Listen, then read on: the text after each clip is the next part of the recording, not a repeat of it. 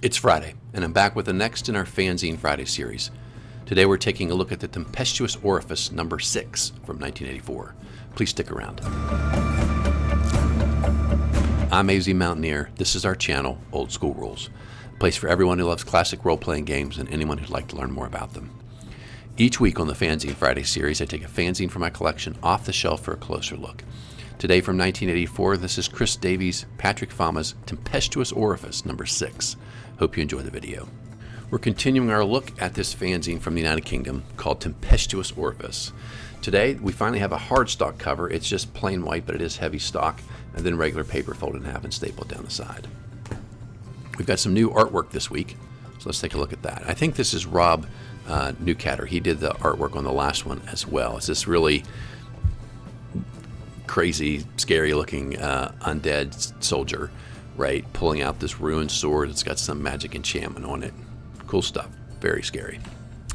The table contents looks kind of short this time because we have some longer articles. We have an editorial, 6 of 1, which is talking about the skill attributes that you use, Lost World, which is a review, the Statuette of Thoth, which is a very long adventure, and this is a Tunnels and Trolls adventure, which has the typical solo technique set up in there where you pick your decision and you jump to a different number to read what happens next.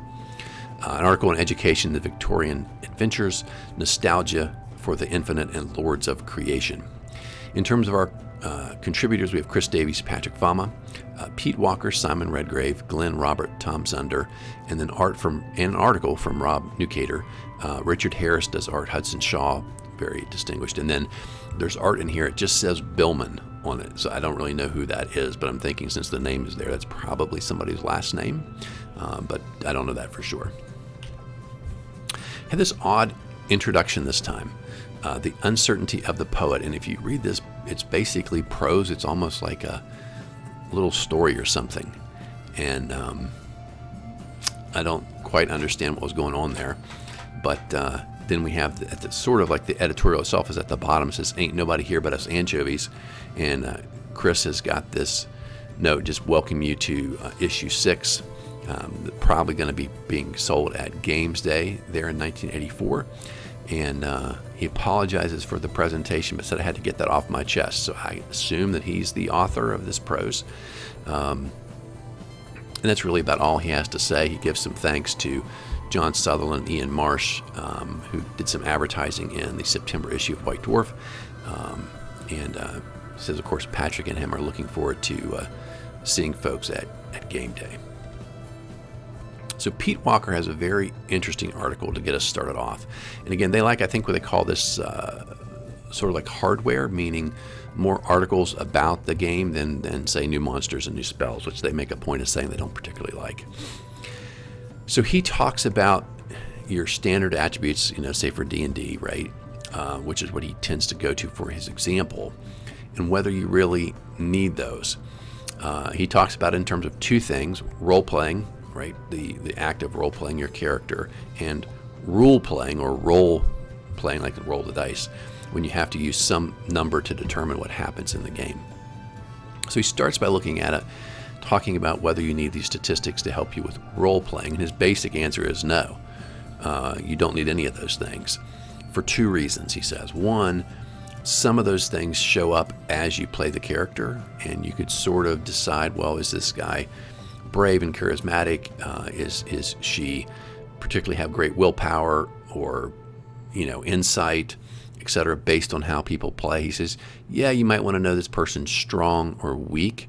So, somewhere between a 7 strength and say a 17 strength, right? The difference is important. But like he says, a 15, a 16, a 17, they're strong, right? They're above average strength.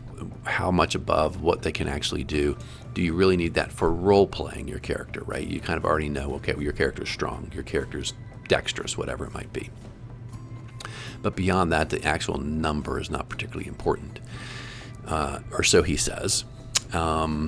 And I guess it sort of begs the question over whether or not players take those stats, and that helps them, right? So you've got a low intelligence fighter. I mean, then you should, right, if you really enjoy role-playing, get into that and play your character as someone who's very strong but not particularly smart, and maybe makes bad decisions, right? Whether that's fun or not, I mean, I think that's the purpose of having the numbers. And like he says, yeah, it doesn't matter 6 versus a 7, but again, you got to have some relative number there to help you with role playing as well, I think. The one he is particularly against, I think, is charisma, because he says he thinks charisma is an outcome of how the player role plays the character, right? And so if you play him as someone who's sort of heroic and charismatic in behavior, they would tend to have a higher charisma. And if you play somebody who isn't, then they should have a lower charisma. It doesn't matter what the dice roll would be. So that makes a little bit of sense to me, but I'm not really persuaded by that. Then he talks about rule playing, or rolling the dice playing, and how he quickly acknowledges, yeah, you do need stats for some things like that, because you play a game that uses dice to resolve things. He's like, he said that some people would say, well, the referee, the DM can just say, well, your character's strong so you can break the door, right? Or your character is dexterous so you can disarm the trap, whatever it might happen to be. He said, but he finds that to be maybe too much power for the DM, where they can just decide whether or not you overcome an obstacle, and there's no ability for the player to have any influence on that, other than to basically just say they're going to make the attempt. The other thing that he mentions here is, so he ultimately concludes, yeah, you need those, but he doesn't think you need all of them. He likes strength, he likes constitution, begrudgingly says we'll give you intelligence. He wants to break dexterity up into 2 different things. One's agility and one is sort of manual dexterity. I'm not sure why he only makes those 2 breaks, but that's sort of what he concludes. I think in game you would use fairly often. He doesn't like wisdom, but then he comes back and wants to create a new stat called willpower.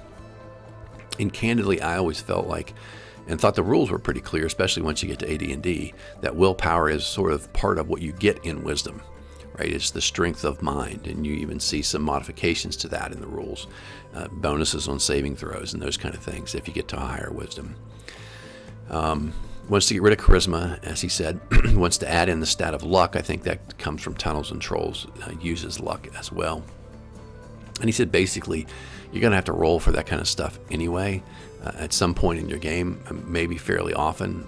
Of course, in D&D you got saving throws for a number of things that could sort of take that place as well. But in any event, that's where he comes out, and he actually has this little proposed rule set. So he's got his stats. He's got 7, right? Because he splits dexterity into 2. He has agility, that's AGI, and manual, MSK for manual skill. And what he says is he still wants to use the standard 4d6, throw the low one away, get to keep the high 3, and then you can put them wherever you want. However, if you're, for example, an elf, he says that your best 3 rolls have to go to agility, manual skill, and intelligence. Dwarves have to go to constitution, constitution, strength, and willpower. And he's trying to give you some of the stereotype, right? Like dwarves are sturdy, elves are agile, that kind of stuff. And I actually think if you look at these, he's pretty on in terms of saying how you would stereotypically think about putting good stats to these type of characters, right? Like when I play a dwarf, I give them high constitution, usually give them pretty good strength. I don't give them a good wisdom, because I guess I don't think about that in terms of willpower, but I definitely start that way, right? Dwarves, you're going to have to tend to give them a better dexterity and so on. He doesn't use the AD&D system, which is where you get some bonuses to those, right? Because in theory, you could give your dwarf a 9 constitution, get a bonus, still be pretty low, right? So I do kind of like this as an approach to think about how to give your characters the kind of balance you would expect. And it actually got me thinking about an alternate way to do this, for dwarves and constitution. Maybe you give them a 12 plus 1d6, because every dwarf should have a good constitution. I mean, you could argue that, but the fantasy literature, right, that genre, the whole idea of what a dwarf is they all have a good constitution. Same thing with elves and sort of their agility, right? Give them a d12 plus, give them 12 plus a d6. Maybe same thing for intelligence for an elf, right? Whatever it is you think that sort of is their characteristic.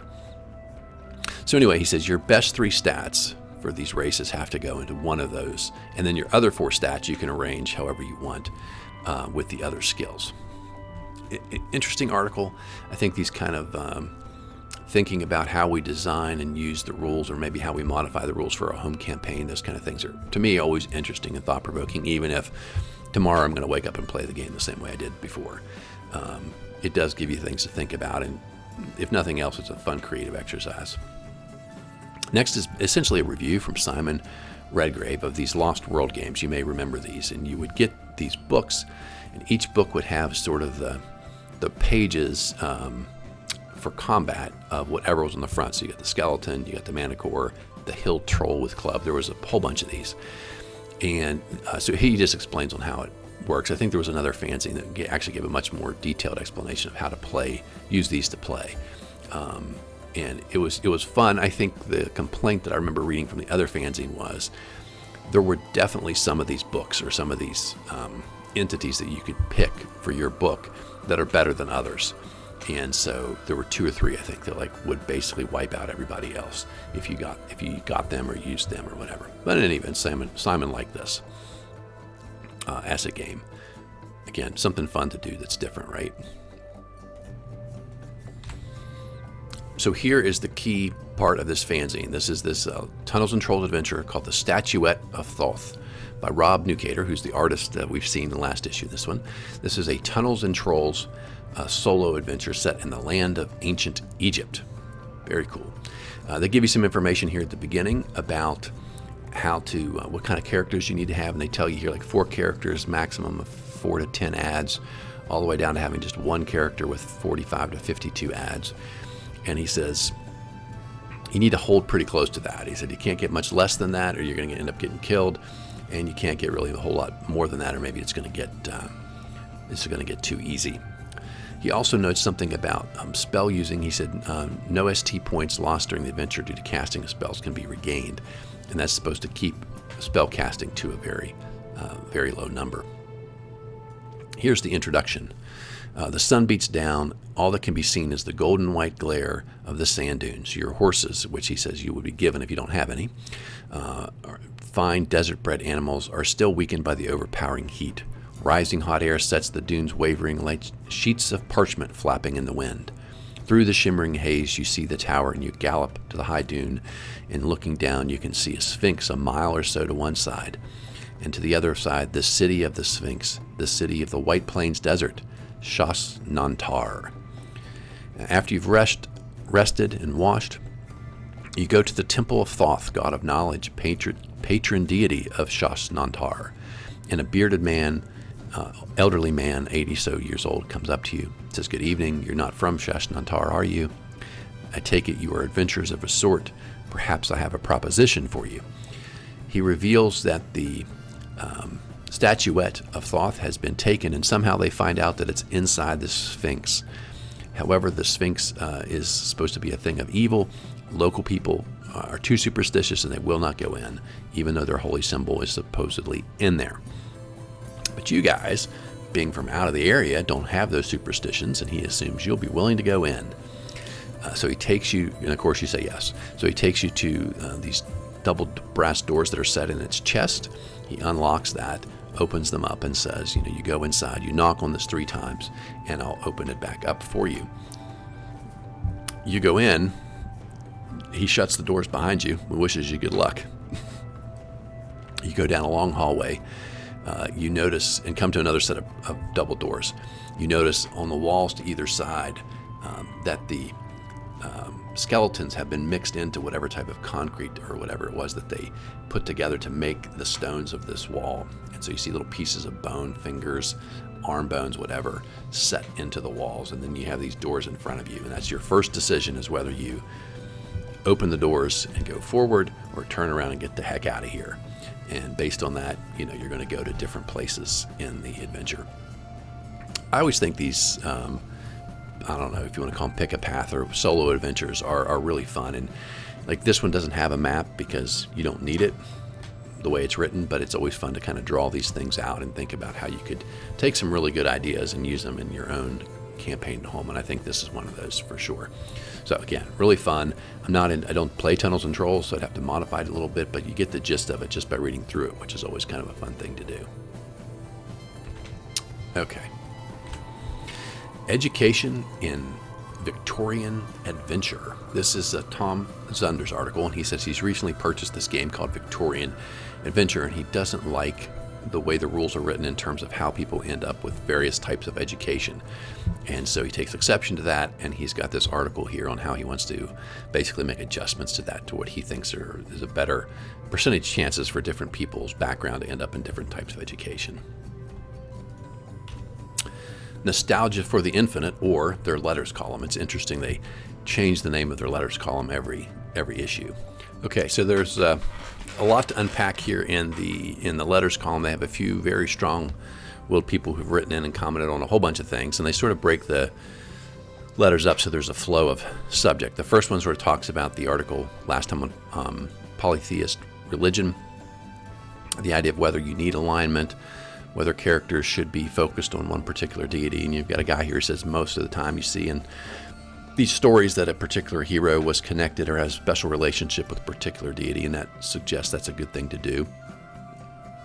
Another person, obviously, the idea that you've got to have something maybe in return, right? So clerics obviously get their spells, but maybe if other players could get some type of benefit, there would be a reason for them to be focused on. You could sort of have more development of that idea. Maybe the deities need to interact with them in some way. We often play with the, sort of desperation roll D100 and see if there's a 1% chance that you get some type of divine intervention, but he's, I think, thinking something a little more concrete than that. Again, I say if you look in the second edition Forgotten Realms, there's this book, if I recall correctly, that had the idea that you could be connected to, well, this is mostly, maybe it was mostly for clerics still, that you could be connected to certain deities and you'd get certain benefits. I think you could, if you wanted to do that, expand that, right? Maybe if I don't know if you have a deity of winter, but you could get a bonus on a cold spell, maybe a minus on heat-based spells, right? Because of your connection to a deity. I think there's something small like that you could do. If you like that idea of giving you the ability to sort of pick something like a deity and get a little in-game adjustment to something, right? More than just role-playing. Although I play with a lot of folks who use their deity as a vehicle for role-playing, and they bring it into the game a lot, even if they're not necessarily a cleric. So maybe that just depends on the interest of your players in doing that. Then we move on to the moral majority discussion. And I don't know who this guy is. His name's like Bill Chalesse. I'm not saying that correctly. Man, he's got a lot to say. So he talks about, basically, he insults people who have these particular beliefs. He calls them mentally and emotionally retarded, socially inadequate, people looking for constant support. We've got people who are mentally ill and suffer from personality disorders. We've got schizophrenics and megalomaniacs involved in there. He just, he lays it on pretty thick. The editors try to make some comments to back that off just a little bit. But again, I think they very clearly don't think that the moral majority is correct in their negative view of role-playing games. Then we've got some discussion about the article last time that talked about postal games and fantasy role-playing games, and really shouldn't they work together. We get some people who write in and basically say probably not, because one, the postal gamers sort of like being off by themselves, and they like their feelings of having a different hobby, and maybe more mature hobby. And also they talk about the fact that those zines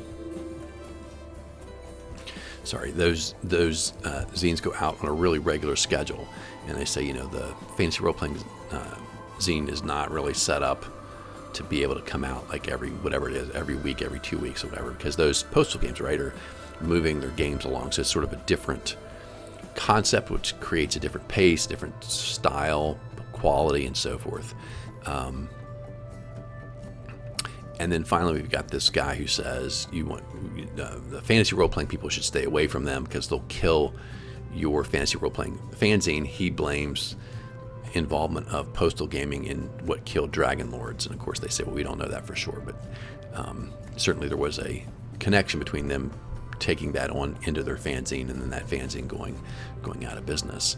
And of course, the last thing they want to say is that, yes, the postal game people point to all the younger people that are playing fantasy role-playing games, but that doesn't mean they're games only for children. Of course, a lot of us who are older play D&D and RuneQuest and all those other things. And so we've got one guy here who says, when people sort of talk down to you and say, you should give up on fantasy role-playing games and come play something for mature people like postal games, the first guy's response is to basically curse them out, tell them to go away.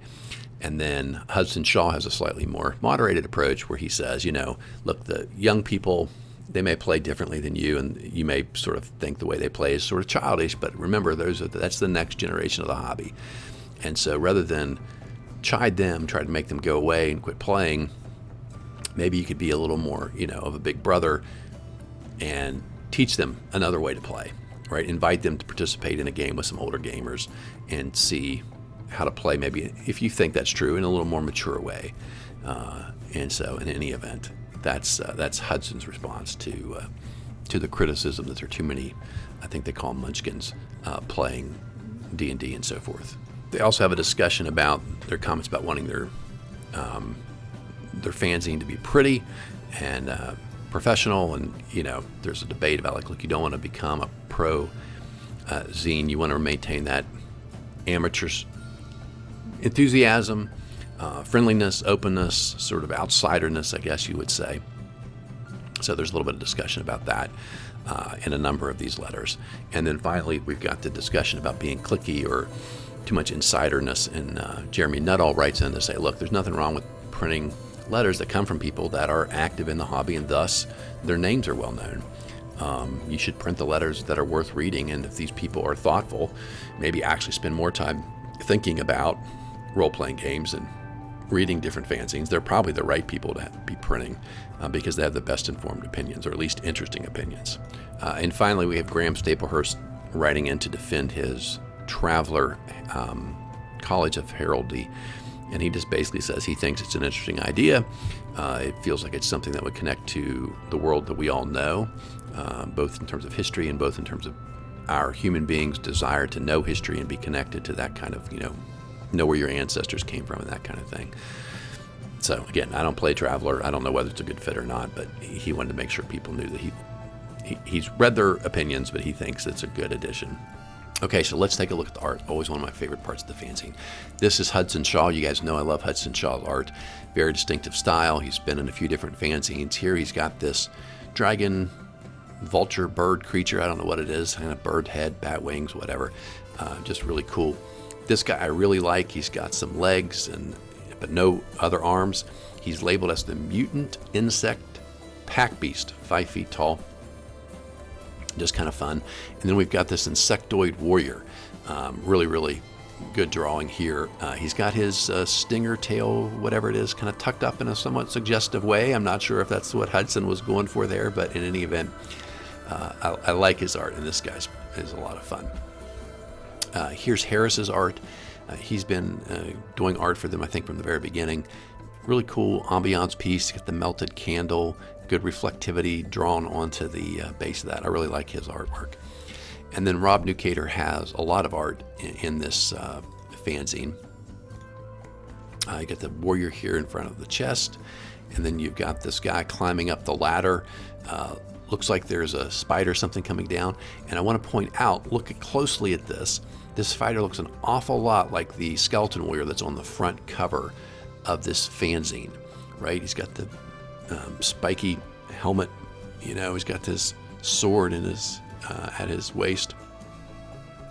Not 100% positive, but I like to kind of think that maybe that's what this is, and maybe that was kind of clever and was supposed to be something that you would pick up on. Maybe this is how this guy ends up dying and becoming the skeleton warrior we see on the front cover. I don't know, but anyway, kind of cool. Here's some art that was from the Tunnels and Trolls adventure. We've got like a genie here. Here's a guy fighting some animated magical swords, and then this guy fighting the snake standing on the checkerboard. For whatever reason, that checkerboard art just made me think it belonged in a TSR module from the time. But anyway, good stuff. In Tom Zunder's article, he's got this piece, looks sort of like the top of a church cathedral or something like that. Not sure if Tom drew it or not, but it was in his article. There's this random football player who was in the Letters article, and then this is one of several pieces of art that's in the Lords of Creation review. These look like they're probably deities, and they're making some kind of enchanted weapon or something there with this guy hammering down on it. We've got this guy who's got this Egyptian theme going on, as well as this other piece of artwork with the pyramid in the background. And then we've got these extremely futuristic people here that also show up in that article. And then finally we have this tentacles reaching down. I mean, I like to pretend this guy's reading some forbidden book, right? It's sort of Call of Cthulhu idea with these tentacles coming to pull this guy up. And again, Billman is what it says at the bottom left. I'm not really sure who that artist is. And then we've got the rear cover. Again, no attribution that I could see on this one. Has, again, a Call of Cthulhu feeling to me. You got the guy in the trench coat with the pistol, and then there looks like eggs here at the bottom that are hatching out with tentacles and eye stalks coming out of there. Really, really fun piece of artwork. That's our look at Tempestuous Orifice number 6. One more of these to go next week, and we'll complete our look at this fanzine. This one's been a lot of fun. I hope you guys have enjoyed today's video. I hope you're enjoying the series, and I hope you're subscribed. If you have friends who might enjoy our content, I hope they will take a look at our videos, and maybe they'll become part of the community as well. Have a great Friday. Have a great rest of your weekend. Until next time, my friends, keep rolling 20s.